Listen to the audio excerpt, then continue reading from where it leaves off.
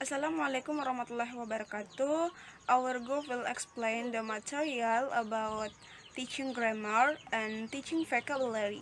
Before I start, I will introduce the members of group 6. Me as the first speaker, Muhammad Subhan as the second speaker, and Lia Arianti as the last speaker. Baik, saya akan bahas tentang introduction grammar. What is grammar? Grammar is the system of the language. Grammar can be understood as grammar or rules in English use, but verbally and in writing. So what is grammar in English lesson? The definition of grammar is a set of rules for the grammatical structure of language, which is very commonly referred to as grammar. Jadi saya akan bahas tentang introduction grammar, yaitu pengantar tata bahasa. Nah, apa itu grammar?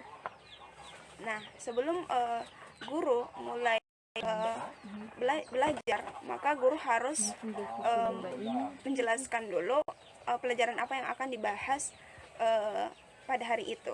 Baik, jadi grammar adalah tata bahasa, adalah sistem bahasa. Tata bahasa dapat dipahami sebagai tata bahasa atau aturan dalam penggunaan bahasa Inggris, baik lisan maupun tulisan. Jadi, apa tata bahasa dalam pelajaran bahasa Inggris? Nah, definisi tata bahasa adalah sekumpulan aturan untuk struktur tata bahasa suatu bahasa yang sering disebut sebagai grammar. Nah, jadi dalam bahasa Inggris itu disebut sebagai grammar. Bagi orang yang sama, belajar tata bahasa menjadi sesuatu yang bukan esai dan membuat mereka enggan mempelajarinya. Jadi, tata bahasa sering dikatakan sebagai tantangan besar saat mempelajari suatu bahasa.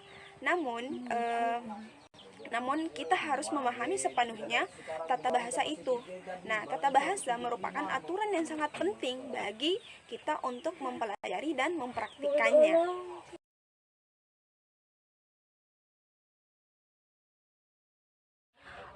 Next, discovering grammar. Two very distant and opposing instructional approach are deductive and inductive. The first, deductive approach. The teacher introduces the student to the written form and the rule each on the board. I have never been abroad. He has never been abroad. It teacher, and only after that does the teacher explain the meaning of the grammar. We use present perfect to talk about our experience. B. After the teacher has introduced and explained concept to students, they are expect to complete text to practice the grammar. And C. Later, they start practicing use the grammar rules in speaking activities. And D. This approach is mainly focused on talking about language rather than talking in the language. And E. Grammar is taught explicitly. Jadi yang saya jelaskan di sini adalah discovering grammar, yaitu menemukan tata bahasa. Nah, tata bahasa ada dua pendekatan instruksional yang sangat berbeda dan berlawanan, yaitu deduktif dan induktif. Nah, pendekatan deduktif yaitu pertama, guru memperkenalkan siswa pada bentuk tertulis dan aturan. Misalnya, guru menulis di papan tulis, saya belum pernah ke luar negeri, atau dia tidak pernah ke luar negeri. Nah, baru setelah itu guru menjelaskan arti tata bahasa tersebut. Kemudian yang kedua, selanjutnya yang kedua, setelah guru memperkenalkan dan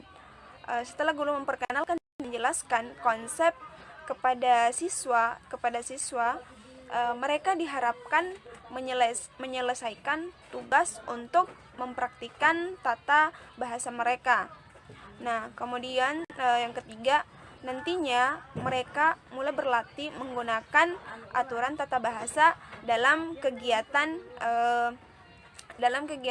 berbicara. Kemudian yang keempat itu, pendekatan ini terutama difokuskan pada pembicaraan tentang bahasa daripada berbicara dalam bahasa tersebut. Kemudian kelima itu, tata bahasa diajarkan secara eksplisit. Nah, metode pengajaran tata bahasa deduktif ini adalah pendekatan yang berfokus pada instruksi sebelum praktik. Di sini seorang guru memberi siswa penjelasan mendalam tentang konsep tata bahasa sebelum mereka menemukan konsep tata bahasa yang sama dalam tulisan mereka sendiri. Usai pembelajaran, siswa diharapkan mempraktikkan apa yang baru saja mereka perlihatkan secara mekanis melalui lembar kerja dan latihan soal. Jadi jenis pengajaran ini meskipun umum membuat banyak orang termasuk guru memikirkan kembali tersebut, karena lebih banyak siswa tingkat pasca sekolah menengah yang mengungkapkan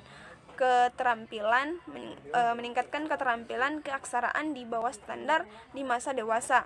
Nah, seperti yang dikatakan seorang mantan guru, bahwa metode pengajaran deduktif membuat banyak siswa itu menjauh dari menulis karena kebosanan dari pembelajaran hafalan dan pendekatan yang berpusat pada guru. Jadi pendekatan ini hanya berpusat pada guru.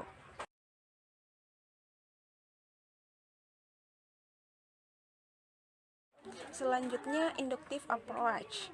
A. Here the meaning come first. Then the form is introduced. The students are led to the grammar through a series of steps. B. This is called the discovery technique. The approach is the students are led towards a generalized grammar rule or pattern. C. The teacher presents the students a variety of examples for a given concept without giving any preamble about how the concept is used. And D. As students see how the concept is used in this it is hoped that they will be able to determine the grammar rule. And as a conclusion to the activity, the teacher can ask the students to explain the grammar rule as a final check that they understand it. And next, selanjutnya, grammar is taught implicitly. Nah, pendekatan yang kedua yaitu pendekatan induktif, di mana di sini maknanya didahulukan, kemudian bentuknya itu diperkenalkan. Para siswa diarahkan ke tata bahasa melalui serangkaian langkah. Ini disebut teknik penemuan. Pendekatannya adalah bahwa siswa dibimbing menuju aturan atau pola tata bahasa yang digeneralisasikan. Kemudian guru menyajikan kepada siswa berbagai contoh untuk suatu konsep yang diberikan tanpa memberikan bukaan tentang bagaimana konsep tersebut digunakan. Nah, ketika siswa melihat bagaimana konsep tersebut digunakan, diharapkan mereka dapat menentukan aturan tata bahasa. Nah, sebagai penutup kegiatan, guru dapat meminta siswa untuk menjelaskan aturan tata bahasa, bahasa sebagai pemeriksaan terakhir bahwa mereka memahaminya. Nah, tata bahasa diajarkan secara eksplisit. Nah, pendekatan induktif ini merupakan pengajaran tata bahasa yang melibatkan menyajikan beberapa contoh yang menggambarkan konsep tertentu dan mengharapkan siswa untuk melihat bagaimana konsep bekerja dari contoh-contoh itu. Nah, tidak ada penjelasan konsep yang diberikan sebelumnya, dan harapannya adalah siswa belajar mengenali aturan tata bahasa dengan cara yang lebih alami selama membaca dan menulis mereka sendiri. Nah, menemukan tata bahasa dan memvisualisasikan bagaimana aturan-aturan ini bekerja dalam sebuah kalimat memungkinkan retensi konsep yang lebih mudah daripada jika siswa diberi penjelasan yang terputus dari contoh-contoh konsep. Tujuan utama dari metode pengajaran induktif adalah mempertahankan konsep tata bahasa dengan guru menggunakan teknik yang dikenal bekerja secara kognitif dan memberi kesan pada memori kontekstual siswa.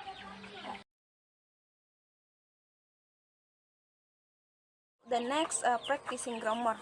Grammar practice allows students to apply specific grammar skills and in the context of real sentence.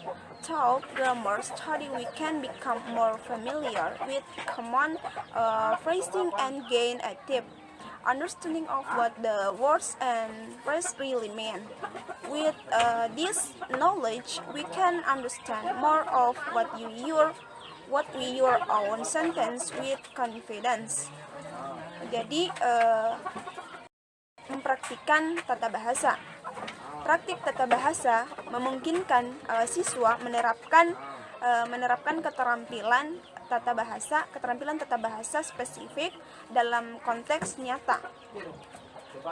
Melalui studi tata bahasa, kita dapat menjadi lebih akrab dengan frasa umum dan mendapatkan pemahaman yang lebih dalam tentang apa sebenarnya arti kata dan frasa tersebut. Nah, dengan pengetahuan ini, siswa dapat lebih memahami apa yang kalimat mereka buat sendiri dengan percaya diri.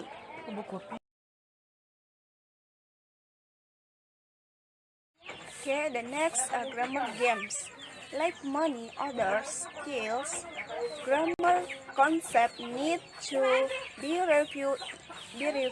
It's okay to move on from a grammar unit when not everyone has mastered the skill. If you know you will be spiraling back to that content regularly. Teachers can review grammar throughout the year to solidify understanding, to build confidence, to scaffold learning, and to engage students.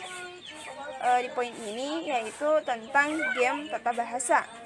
Seperti banyak keterampilan lainnya, konsep tata bahasa perlu ditinjau. Tidak apa-apa untuk beralih dari unit tata bahasa jika tidak semua orang telah menguasai keterampilan tersebut. Jika Anda tahu, Anda akan kembali ke pengatur konten tersebut. Pengajar dapat meninjau tata bahasa sepanjang tahun untuk memperkuat pemahaman, membangun kepercayaan diri, dan memperkuat pembelajaran serta dan juga melibatkan siswa.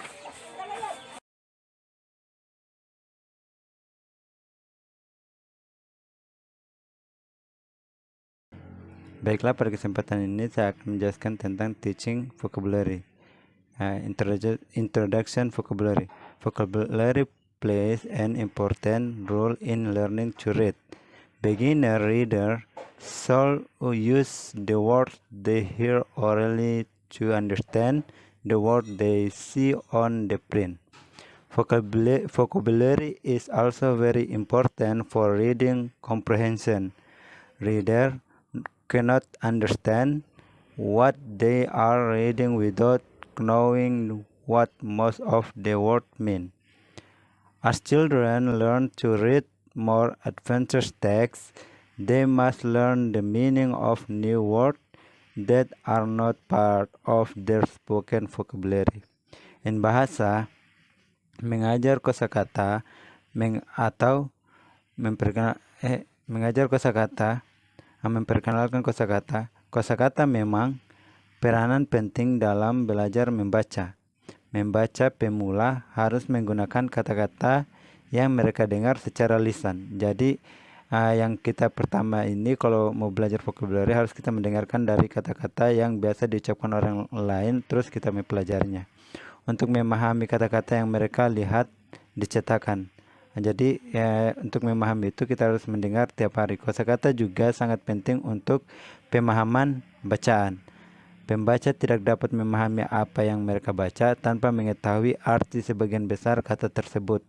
Jadi tidak semata-mata kita hanya membaca, tapi kita harus mengetahui artinya apa. Tidak sembarang kita tapi kita harus mengetahui artinya itu apa. Saat anak-anak belajar membaca teks yang lebih canggih, mereka harus mempelajari arti dari kata-kata baru yang bukan bagian dari kosakata lisan mereka. Jadi selain yang di atas ada juga seiring dengan perkembangannya anak-anak untuk membaca lebih lama, jenis kata yang lebih kompleks, banyak kata dalam bahasa Inggris memiliki lebih dari satu pengucapan fonetik yang maksud akal. Misalnya canopy bisa jadi i, bukan kan up i. Pemalu bisa diucapkan dengan i panjang pada suku kata pertama seperti waktu, bukan dengan i pendek. Jika anak-anak sudah memiliki kata-kata tersebut dalam kosakata lisannya, akan lebih mudah bagi mereka untuk membaca kata-kata tersebut dengan benar. Kosakata juga sangat penting untuk pemahaman bacaan. Pembaca tidak dapat memahami apa yang mereka baca tanpa mengetahui arti sebagian besar kata tersebut. Saat anak-anak belajar membaca teks yang lebih maju, mereka harus mempelajari arti dari kata-kata baru yang bukan bagian dari kosakata lisan mereka. Jadi mereka harus mempelajari kata baru untuk perkembangan itu, dan biasanya kita jumpai kata-kata yang sering kita tidak dapatkan karena kosakata itu yang kita pelajari hanya kosakata yang sering kita dengar tanpa mengetahui kosakata yang kayak tidak familiar begitu. Jadi kita harus mempelajarinya juga agar kita bisa lancar dalam kosakata ini.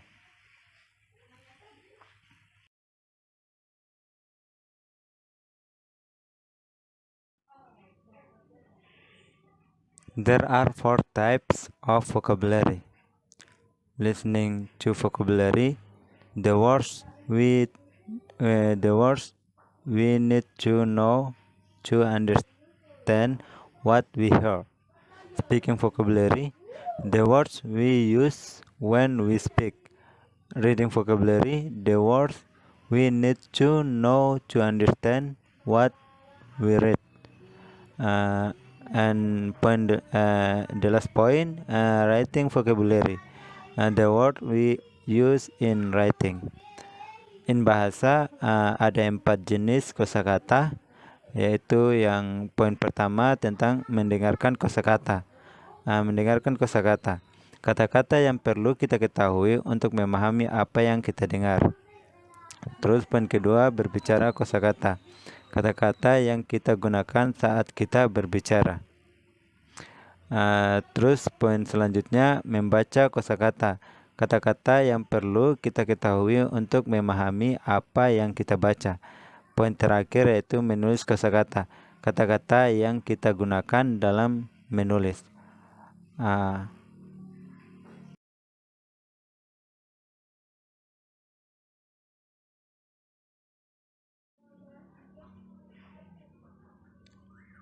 Okay, practicing vocabulary. In this session, you can do practice tests for all group of academic glossaries. You can also do practice text based on vocabulary topic. In bahasa, mempraktikkan kosakata di bagian ini, Anda dapat melakukan tes latihan untuk semua kelompok kelas akademik. Anda juga dapat melakukan tes latihan berdasarkan topik kosakata. Oke, itulah materi yang dapat saya sampaikan. Lebih dan kurangnya mohon dimaafkan. Bila taufiq wal hidayah. Wassalamualaikum warahmatullahi wabarakatuh.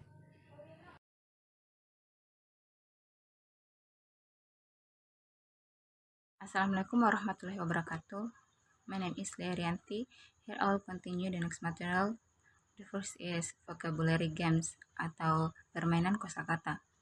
Ada banyak permainan yang bisa digunakan untuk menambah kosakata. Di antaranya adalah permainan Pictionary, di mana pemain mendeskripsikan suatu kata yang kemudian ditebak oleh tim mereka. Who's Call My Bluff dan Charades, di mana pemain harus memerankan judul buku, drama, atau film.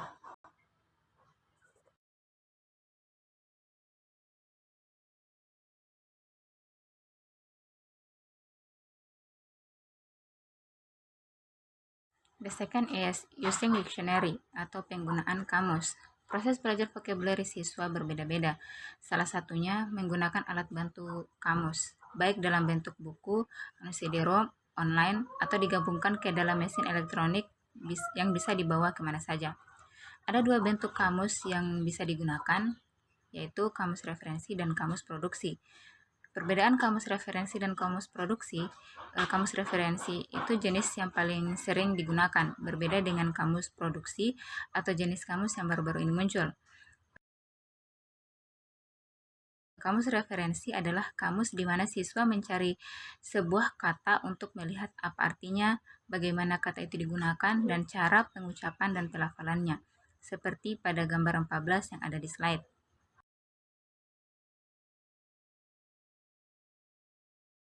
Dalam kamus masa kini, ada kemungkinan besar juga akan ada informasi tambahan yang memberitahu penggunaan tentang hal-hal seperti yang pertama, perbedaan antara penggunaan Inggris dan Amerika. Misalnya, Senin sampai Jumat. Dalam British itu penulisannya Monday to Friday impulsive. Sedangkan in American itu Monday through Friday. Kedua itu kata-kata yang mirip. Misalnya perbedaan antara gaze, stare, and gape atau tatapan. Terus yang ketiga itu frekuensi di media yang berbeda. Misalnya fakta yang lebih umum dalam ucapan daripada dalam tulisan. Terus yang keempat, tingkat formalitas. Misalnya fakta bahwa kata indolent adalah kata formal. Dan yang terakhir itu konotasi. Misalnya, fakta bahwa vagabond atau gelandangan atau pengembara atau orang yang tidak mempunyai tempat tinggal itu terutama kesusastraan adalah kata-kata tertentu yang tabu.